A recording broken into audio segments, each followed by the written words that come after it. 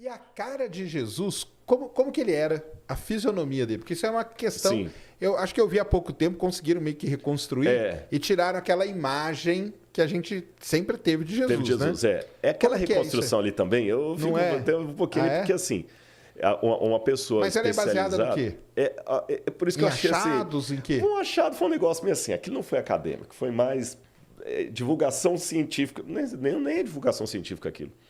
Foi um sensacionalismo da mídia, porque tem a ciência séria, tem um estudo acadêmico sério, tem Mas o existe um populacho... estudo sobre a fisionomia, como que era Jesus? Não, eu isso aí pouco importa pra galera? Pouco importa pra galera. Mas ele era o quê? Ele era parecido com o pessoal que vivia naquela época lá. Exatamente, pronto. O que é esse intermédio aqui? Não é nem céu, nem inferno, é purgatório, que é o limbo, né? É aquele pessoal que paga, às vezes é uma revista, tipo um Discovery, um History Channel, claro. que paga rios de dinheiro, o cara vai pro negócio e quando você é da área, você sabe que não é aquilo.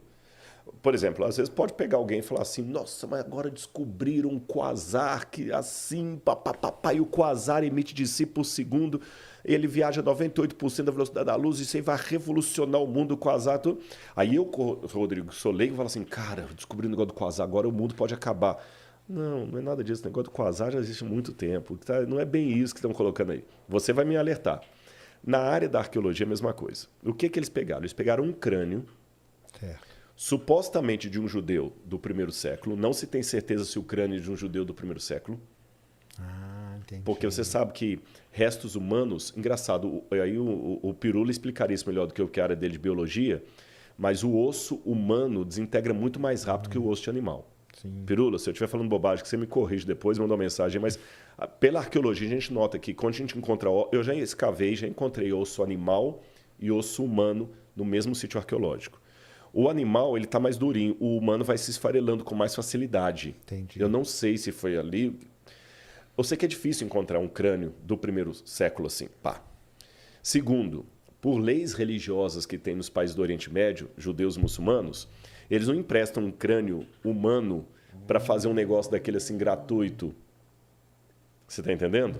Porque tem uma respeitabilidade pela pessoa humana. Existe uma ética. Você não pode pegar assim, é um cadáver. Não, tem um respeito, é um ser humano. Foi um ser humano. Então, primeiro, aquele crânio ali, qual a procedência dele? Ninguém sabe.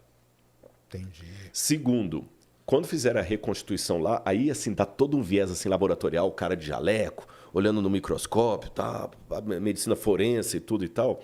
Você sabe que tem coisas que você não tem como reconstituir. A cartilagem. Eu posso ter uma ideia que o camarada tinha um nariz negroide, porque ele era daquela parte da África subsaariana e tudo mais. Eu posso sugerir que o sujeito fosse loiro porque ele foi encontrado lá na Sibéria e era o pessoal era mais branco, mais caucasiano. Eu posso sugerir isso.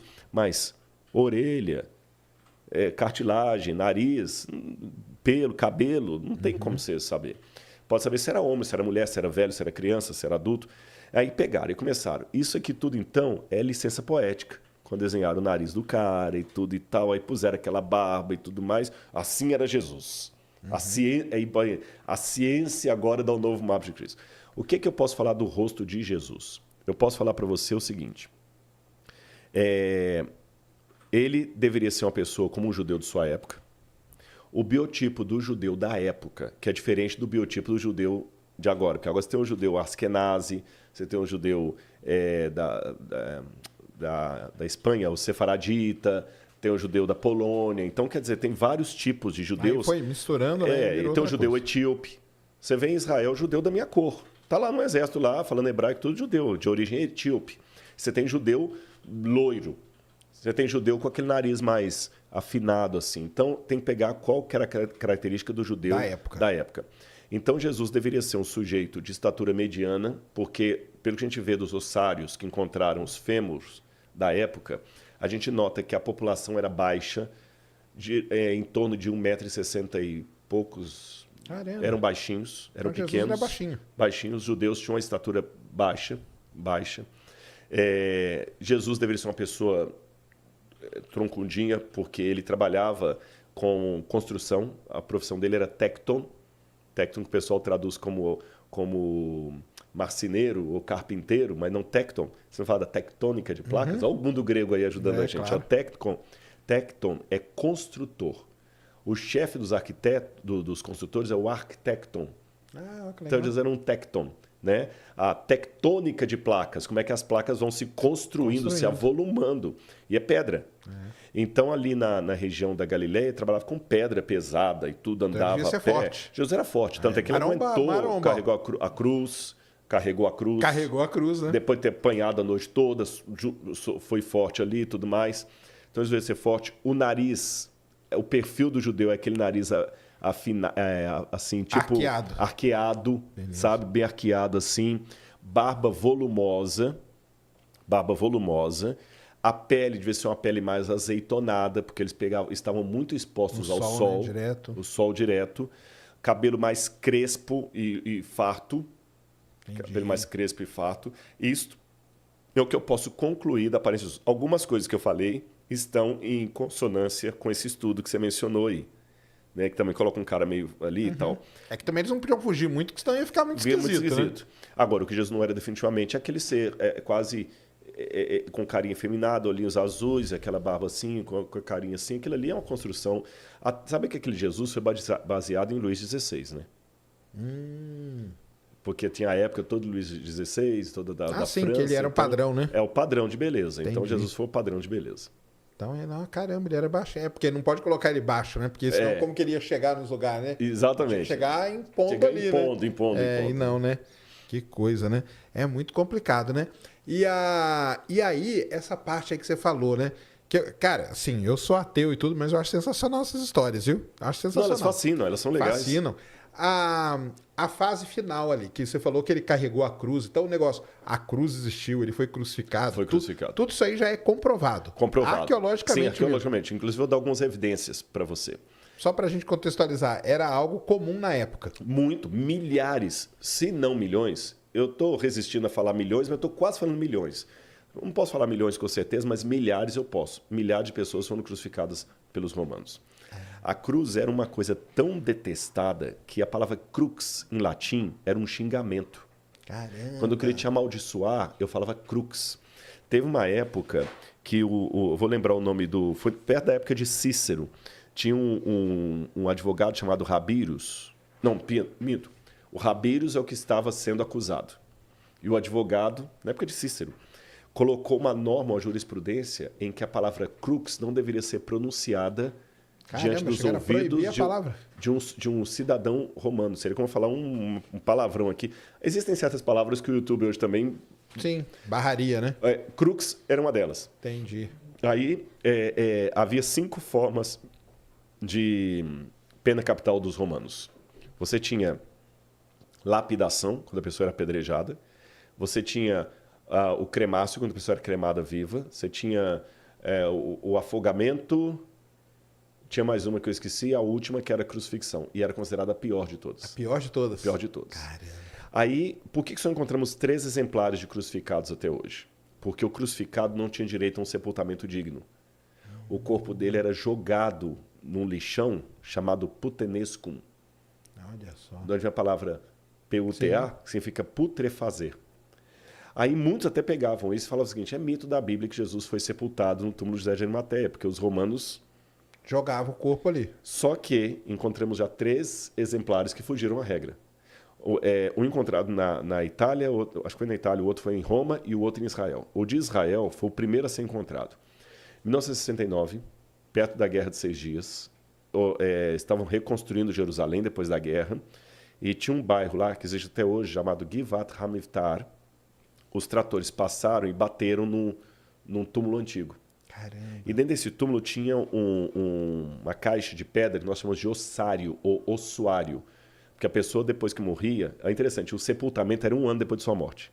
Caramba! Porque você morria, o seu corpo era colocado no sepulcro, que era uma caverna. Depois de 1 ano, o pessoal ia lá, tirava os seus ossos, colocavam nessa ossário, caixa. Aí colocavam num gavetão assim e você estava com o túmulo pronto para outro membro da família. Entendi. Esse que era o aproveitavam, né? Aí aproveitavam. Acharam esse ossário. Aí estava o nome escrito do sujeito lá. Yohanan ben Hagakol. 1,63 m de altura. Lembra que eu falei que todo mundo era baixinho? E aí, quando pegaram, viram que como é o nome aqui abaixo do fêmur? A tíbia, né? Não, a tíbia é do braço. Esqueci, gente, agora deu um branco. Eu não sei. Aqui da canela aqui. Estavam quebrados. Vê se você acha aí. Estavam quebrados os ossos. E não foi quebrado de ação do tempo, não. Foi deliberadamente quebrado com uma pancada. Fíbula. Não, acho que é a tíbia. É tíbia mesmo. É a tíbia, né? Então eu falei tíbia. Eu tinha falado tíbia aquela hora. É a tíbia mesmo. Abaixo do joelho. Isso, bem abaixo do joelho. Estava quebrada essa parte aí, a tíbia. E alguém quebrou aquilo ali. E eles falaram, interessante. E no calcanhar tinha um prego romano crucificado, enfiado. Caramba. No calcanhar, na cartilagem. Tava lá o prego. Estava lá o prego. Então, viram que foi o único exemplar de um crucificado. Aí o pessoal da Universidade Hebraica, doutor de Saferes, tinha outros médicos, doutor Zias, fizeram um levantamento técnico, como é que seria... Aí vem a medicina forense. Tá vendo como é que a arqueologia lida com várias outras áreas? Até a astronomia, quando a gente estuda a astronomia babilônica. Sim, a astronomia, ela, por causa do jeito que o pessoal falava, né? Eclipses e coisas, exatamente, né? e tal. Aí perceberam que era um crucificado e levantaram. Então, a forma como Jesus estava crucificado... Tem como mostrar alguma coisa aqui? Tem, qualquer coisa. Se você escrever aí Crucifixion Archaeology, só coloca assim em inglês. Vai ficar mais fácil de achar. Aí coloca nas imagens que eu já vou mostrar qual. Crucifixion Archaeology. Aí o que acontece? O formato como o sujeito era colocado na cruz era muito assim diferente do que os livros mostravam. Pode colocar nas imagens ali, por favor. Posso ir aí rapidinho? Não, ele vai passar aqui? Pronto, fica mais fácil. Olha aqui, olha. Olha o osso que encontraram. Abre esse aqui, por favor. Qual? Esse aqui, ó. Esse aqui vai. Isso. Caramba, cara, encontraram assim Olha lá, com prego mesmo? Olha o prego. Olha lá, tá vendo? Que doideira. Sendo o calcanhar dele. E se você voltar lá, eu vou mostrar como é que a gente agora deduz. Até essa descoberta, a crucificação, então, era meio que um negócio que você não sabia. Exatamente. Na verdade, esse aqui é o que foi encontrado na Inglaterra. O de Israel é desse aqui, ó. O de Israel é esse aqui, ó. O de cima. O de cima. Pode ser esse também, não tem problema, não. Pode ser esse. Se tiver com boa resolução. Pronto. Aqui, é lógico, isso aqui é um desenho de como ele estaria originalmente. Sim, claro. E ali o original foi encontrado. Ali, uhum. E o prego está torto, porque imaginam que eles batiam e depois batiam no prego aqui para poder enfiar. Não é à toa que o negócio era posição do sujeito, veja bem, não é na planta do pé, como você vê nas imagens. É verdade. Tá vendo, olha? Uhum. Agora, volta, por favor, nas imagens que eu vou ver a posição dele, alguma mais... Essa aqui, ó. Essa aqui. Isso. Caramba, seria assim, essa a ideia do crucificado, com a diferença que aí o sujeito está amarrado. Na verdade, as mãos eram pregadas. Aí o prego na mão era na mão mesmo, era aqui no meio. No meio. E aqui, a diferença é o pé, então. O pé do lado, e aqui o sujeito ficava sentado num banquinho chamado sedícula. Então, onde está aí a parte aí do baixo ventre, tinha um banquinho. Ele está sentado. Ele está sentado e aqui. Mas você percebeu que ao fazer que assim minha voz mudou? Então, você fica numa posição incômoda. E daqui a pouquinho você vai perdendo o ar. Ficavam? É isso que é interessante. Os romanos, eles faziam a crucifixão para durar vários dias, provocando dor. Dificilmente alguém morria pela cruz. Ele morria de insolação, desidratação. Era mais uma tortura, né? E Jesus morreu com 3 horas. 3 horas? Isso foi um surpresa. Tanto é que o soldado romano falou assim, mas ele já morreu. Não era para morrer tão rápido assim. E quando a pessoa... Mas não matavam, então, aquele negócio da lança não existe. Não, existe. Mas qual foi o lance da lança? Quando eles queriam apressar a morte da pessoa, que eu falei que ficava 3, 4 dias, eles praticavam o crurifrágio, que era quebrar as pernas. Por quê? Se eu tivesse na posição desse sujeito aqui, assim, sentado na cadeira, vocês perceberam em casa que a minha voz mudou de tom? Porque eu estou atrofiando aqui os pulmões. E nessa posição, o ciático também fica todo exprimido ali. Claro. E eu vou perdendo fôlego com o tempo, vai perdendo fôlego. E para respirar, você tem que levantar e cair de novo. Então, a cruz era uma coisa horrorosa de se contemplar. Cara, era horrorosa mesmo. E quando você quer apressar a morte da pessoa, você quebra porque as aí não pernas. Tem como ele levantar. Aí ele morre mais rápido. Aí você vai no Evangelho, fala que estava um rebu em Jerusalém, época da Pêssar, da Páscoa. Tinha um grupo que queria crucificar Jesus, mas ficou com medo de ter uma reação dos partidários de Jesus. Aí falaram o seguinte, olha, Jesus morreu. Não, confirma se morreu mesmo. Aí que o sujeito pegou a lança e enfiou. Entendi. Aqui. Então não foi a lança que matou ele. Não. A lança foi para confirmar se ele estava morto ou não. E como viram que ele já estava morto, eles quebraram as pernas dos ladrões que estavam do lado. O Evangelho fala isso, mas não fala por que quebraram as pernas. Mas agora, aí vem o cruzamento da arqueologia com a Bíblia.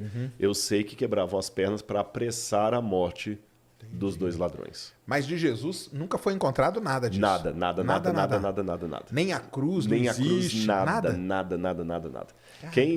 O mito do encontro da cruz é de Helena, mãe de Constantino, que foi lá no IV século, que encontrou o pedaço da cruz de Jesus. Aí uma parte está lá na Maison du Trésor, lá da Igreja Notre-Dame de Paris. Outra parte está lá em Jerusalém. Mas assim, até uma ironia de Lutero, que diz que encontraram tantos pedaços da cruz de Jesus que conseguiram construir 2 arcas de Noé e ainda sobrou um bercinho, né?